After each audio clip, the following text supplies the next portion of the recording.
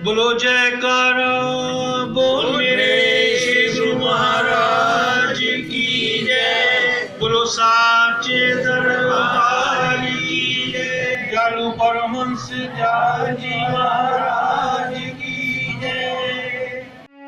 एक रोज इरशाद हुआ कि राजा जनक ने याज्ञवल्क्य जी से अर्ज किया कि महाराज, मैंने वैराग्य की हालत को समझ लिया, अब मुझको वैराग्य का स्वरूप दिखलाओ। तब याज्ञवल्क्य जी ने विचार किया कि यह राजा विचारवान और बड़ा सत्संगी है, मामूली तौर पर स्वरूप दिखाने से काम न चलेगा, इसको तो पूरा काम करके दिखाना चाहिए। इसलिए उन्होंने अपनी दोनों स्त्रियों को बुलाकर कहा कि अब हम तो घर का त्याग करते हैं, यह धन और माल तमाम रगड़े बवाल का घर है, हमारे पीछे तुम दोनों औरतें आपस में लड़ेंगी, इसलिए हमारे सामने बराबर के हिस्से बांट लो। छोटी औरत तो यह सुनकर रजामंद यानी सहमत हो गई और माल के हिस्से करने की बात मंजूर कर ली। मगर बड़ी औरत गार्गी महारानी ने जवाब दिया कि महाराज, यह धन दौलत कम दर्जे की चीज़ मालूम होती है और वैराग्य कोई बड़ी चीज़ है जिसकी खातिर धन दौलत का त्याग करते हो। फिर मैं वैराग्य जैसी अच्छी चीज़ का त्याग करके धन को क्यों ग्रहण करूं?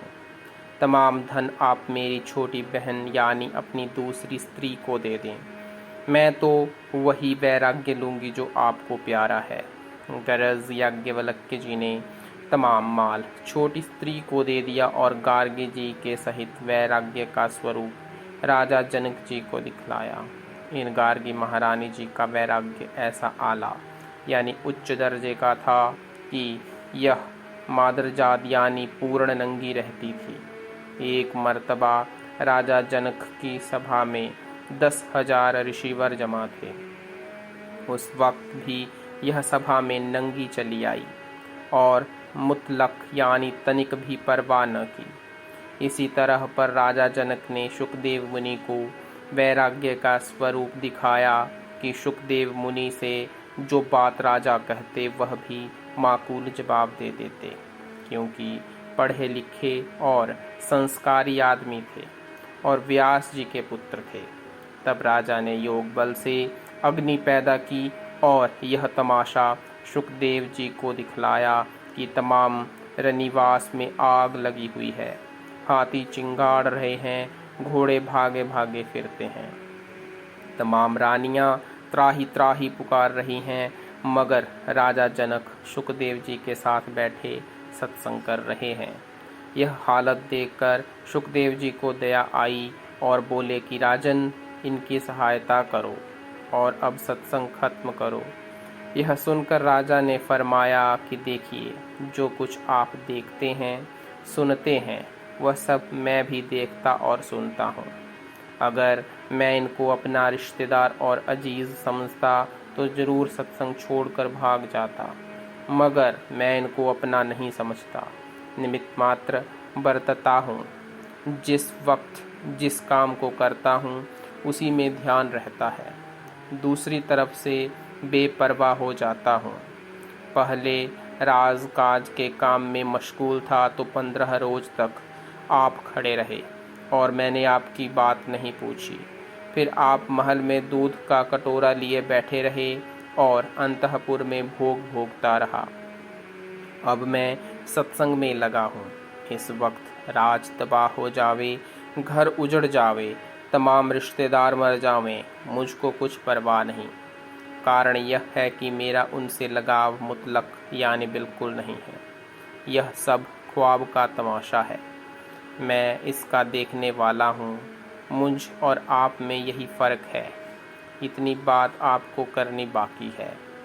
यह माल मुल्को दुनिया सब ख्वाब का तमाशा, लालच अबस है करना, क्या नाश पर धरेगा।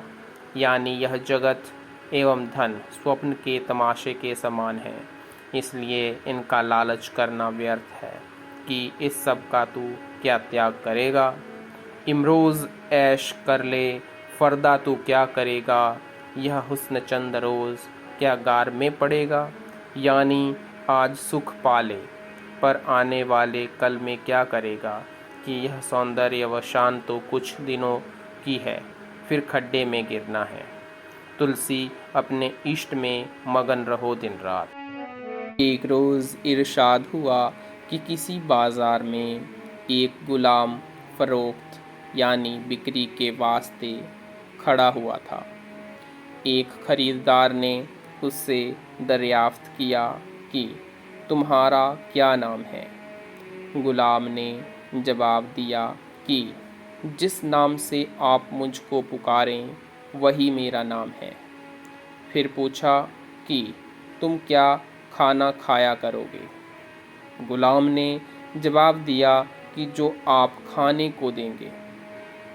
फिर खरीदार ने सवाल किया कि तुम कौन कौन सा काम किया करोगे। गुलाम ने अर्ज़ किया कि जो खिदमत आप मुझसे लोगे। उसने फिर दरियाफ्त किया कि तुम क्या कपड़ा पहनोगे। उसने कहा कि जैसा आप पहनाओगे। यह जवाब सुनकर खरीदार बहुत खुश हुआ और उसको खरीद कर घर ले आया और तमाम उम्र गुलाम ने कही बातों को निभाया, जरा फ़र्क न आने दिया। ये औसाफ़े बंदगी यानी आज्ञा पालन के गुण जिसमें हो वह अपने मालिक को क्यों न राज़ी रख सकेगा, उसका मालिक ज़रूर उससे राज़ी रहेगा। बोलो जयकारा बोल मेरे श्री परमहंस दयाल जी महाराज की जय। बोलो श्री गुरु महाराज की जय। बोलो सांचे दरबार की जय।